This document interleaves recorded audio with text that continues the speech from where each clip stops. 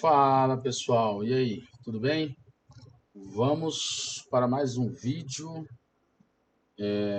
resumão de conteúdo para você fazer sua P1 de forma tranquila, relaxadinha e tirar várias notas 10, muitos 10. Então vamos lá, esse resumo é o segundo, tá? Acho que eu vou fazer uns 4 resumos, vídeo resumo, para você se sentir bem confortável em termos de conteúdo na prova. E aí, somado a isso, vou fazer vídeos de resolução de exercício com aquela velha listinha de PDF, tá? Esses são apenas pequenos vídeos resumindo o conteúdo que eu estou dando uma roubada, claro, em conteúdos que já tem na internet, tá? Porque aí não tem que ter tanto trabalho também. Vamos lá? Vamos dar uma olhada aqui nesse movimento retilíneo uniforme. Vamos ver o que é e dar uma comentada à medida que for rodando aí o vídeo. Beleza? Vamos lá. Que a gente resolve isso para você. Movimento está associado à variação da posição, o famoso deslocamento ou ΔS. Retilíneo quer dizer estritamente linha reta, ou seja, o móvel não percorre um círculo ou uma curva. E uniforme significa que a velocidade escalar é constante sempre, que não muda, vai ter sempre o mesmo valor. Entendido isso, a gente vai definir uma primeira noção, que é a de velocidade escalar média. E mais uma vez, vamos entender o que isso quer dizer. Escalar se refere ao caráter escalar, aos números, e não a um caráter vetorial. Média significa a velocidade global do móvel, e não aquela velocidade em cada instante de tempo, que é aquela que a gente vê no... Peraí, rapidinho. Bora lá. Continuar porque eu tive que rever a escala aqui. Rapidinho. velocímetro do carro e pode mudar o tempo todo. Mas e quando essas velocidades são iguais? Ué, quando a velocidade a cada instante não muda, aí ela é igual à média. Inclusive, até já vimos isso no episódio sobre movimento uniforme, que você pode conferir clicando no card que está aparecendo aqui em cima e relembrar. Voltando para a velocidade escalar média, tem um exemplo muito interessante para a gente entender, que é o seguinte. Um carro parte de uma cidade A, localizada no quilômetro 40 de uma rodovia. Ele parte às 8 horas da manhã e chega na cidade B, que fica no quilômetro 190, às 10 horas da manhã.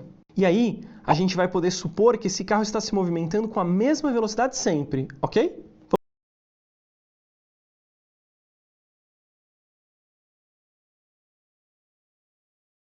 Foi mal, pessoal. Acabei dando uma cortada aqui, eu volto, não tem nada. Eu queria comentar que nós vimos 3 velocidades, tá?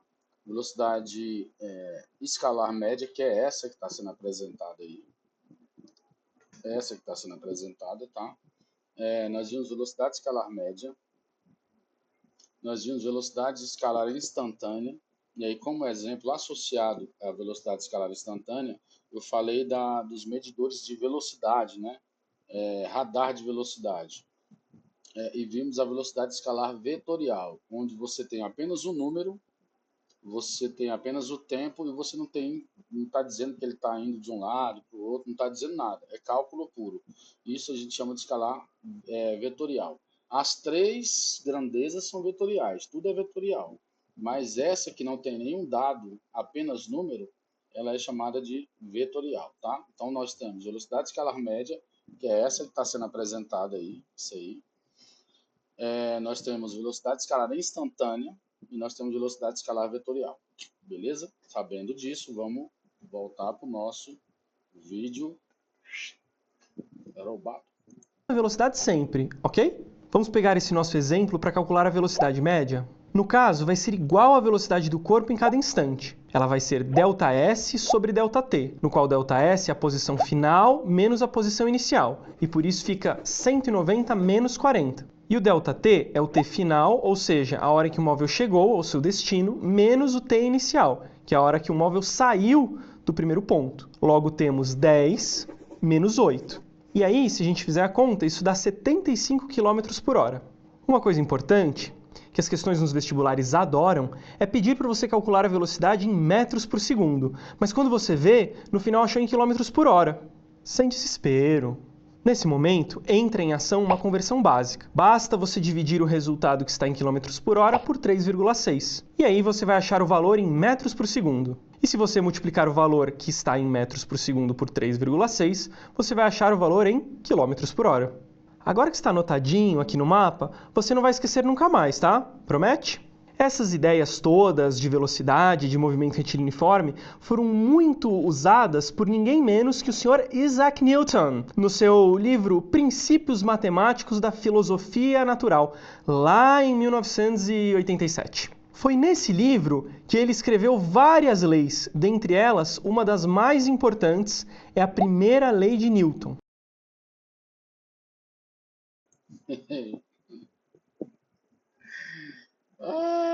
Achei um erro. Ó, o rapaz aí fala que Newton fez isso em 1987. Eu já tinha nascido, hein? Foi agora, praticamente. Tá errado, gente. Não foi em 1987, não. Tá? Foi. Eu vou chutar, provavelmente vou errar. 1666, século 17. Foi na época da peste negra. A universidade fechou e o Newton foi para a fazenda. Ficou lá enclausurado dentro da fazenda, produzindo muito. Tem um livro muito bom que é O Ano Miraculoso de Newton, que conta isso. Não é em 1987, o rapaz errou, tá? Só ratificando, pelo amor de Deus, não pode ter um erro desse. Vamos continuar. O gênio da maçã diz que todo corpo tende a manter seu estado de equilíbrio desde que a soma das forças que atuam sobre ele seja zero, ou seja, que a resultante das forças seja nula. E aqui, por resultante, eu estou querendo dizer soma vetorial das forças, ok? Quando isso acontecer, o corpo está em equilíbrio. E bom, esse equilíbrio pode ser dividido em duas categorias. O estático, que é quando a velocidade do corpo é zero, ou seja, está em repouso ou parado. Ou pode assumir o equilíbrio dinâmico, em que a velocidade é constante. E aí, como a soma das forças é nula, é um movimento ainda retilíneo, ou seja, o tal do movimento retilíneo uniforme, e esse mesmo que estamos estudando hoje. Mas não acabou ainda. Velocidade constante, nesse caso, para nos dar um movimento retilíneo uniforme, nós não temos aceleração nesse movimento. Velocidade é a mesma, tá? Sempre. Se você tem variação de velocidade inicial diferente da velocidade final, você tem aceleração. Pode ser positiva, ganhando velocidade, ou pode ser negativa, perdendo velocidade. Nós vamos falar isso no próximo vídeo do resumo, que eu vou postar aqui também no canal. Lembrando, dá um like, se inscreve no canal. Preciso bater a meta de mais de 1000 aí. Ajuda nós. Vamos voltar. Associado a essa primeira lei, Newton criou a ideia de inércia. E não é nada muito complicado não, te garanto. Basicamente, é a propriedade que os corpos possuem de resistir à mudança na sua velocidade. E uma medida quantitativa da inércia que podemos observar é a massa do corpo. Para ficar mais fácil, podemos exemplificar isso com uma frase. Ninguém gosta de mudar de velocidade. Ou ainda, os corpos em movimento tendem a permanecer em movimento retilíneo uniforme, não em qualquer movimento. Por exemplo, se um corpo está fazendo uma curva, esse é um movimento. No entanto, a tendência dele não é continuar na curva, mas sim continuar em movimento retilíneo uniforme, saindo pela tangente. E corpo. Vou parar por aqui porque não precisa disso. Vou dar uma pulada. A parte gráfica é importante aqui, mas a parte de leis de Newton não nos interessa, tá? Então vou direto para gráficos. Deveria ter cortado já. Não tem nada a ver com nossa prova ainda, lei de Newton. Não entramos em Newton. Não estamos falando de Newton. Então, eu não preciso disso para explicar movimento uniformemente variado. É um exagero, mas vamos para gráfico. Analisando apenas o gráfico que está no enunciado. E essa análise pode ir desde a simples observação até uma compreensão mais profunda. No caso do movimento retilíneo uniforme em gráficos, a equação que relaciona a posição S com o tempo t é chamada de função horária da posição e é definida por S igual a S0 mais Vt, sendo que S é a posição no instante t, S0 é a inicial E por questões didáticas, vamos considerar o S0 positivo, e V é a velocidade. Outra característica importante é que os gráficos de grandezas lineares são retas. Então, o gráfico de S em função de t para o movimento retilíneo uniforme, dessa equação aí, que acabamos de ver, é crescente, mas só... Velocidade positiva, ou seja, crescente aí, e constante. Por isso que gera uma reta para a gente no gráfico, tá? Você não tem uma variação da velocidade. Ela é em função do tempo, ela é única, constante e não... E em função disso, nós não temos aceleração. Velocidade de espaço por tempo gera... gráfico de velocidade por tempo gera um movimento uniforme que nos dá a formulinha que nós já vimos em sala aqui, ó.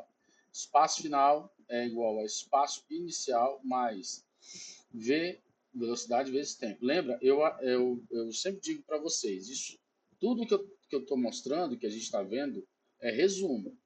Eu coloco apenas um negativo aqui, e aí entra no ensino médio. Mas tudo isso até agora é resumo, tá?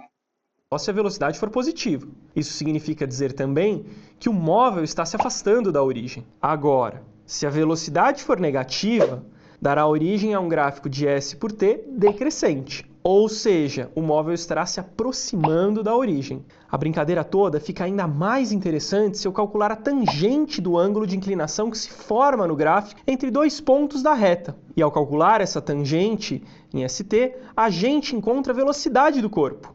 Ó, parece mágica, né? Mas é só física.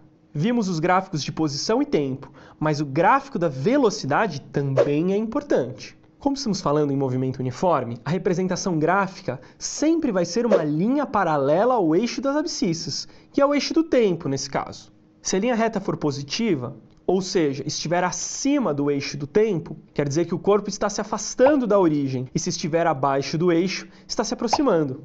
E para finalizar, está acabando, eu prometo. A propriedade mais importante do gráfico V por t é a sua área ser numericamente igual ao deslocamento. É bem simples. A área do gráfico V por t dá para a gente o valor do deslocamento, o módulo do ΔS que o móvel andou. Mas como eu disse, é apenas numericamente, ou seja, a área não vai dar o sinal algébrico, não vai dizer para a gente se o deslocamento foi no sentido positivo ou no sentido negativo do eixo. Isso quem vai dizer é você. De boa! Agora é só baixar esse mapa lindão, em alta resolução, aqui. O mapa lindão não está disponível, tá, gente? Mas, cara, é isso. Espero que você tenha gostado desse vídeo. Eu acho que é uma solução sensacional para a gente. Tem um bom resumo aí. Beleza? Obrigado. Dá um like, se inscreve no canal. Comenta se você gostou dessa aula, se te ajudou. Espero que tenha ajudado para a prova. Isso é uma de 4 aulas, tá? Que nós vamos ter. Para a prova são 3 resumões e ainda vou postar mais resolução do exercício. Muito obrigado, bons estudos, tudo de bom para você e até o próximo vídeo. Valeu, valeu, valeu.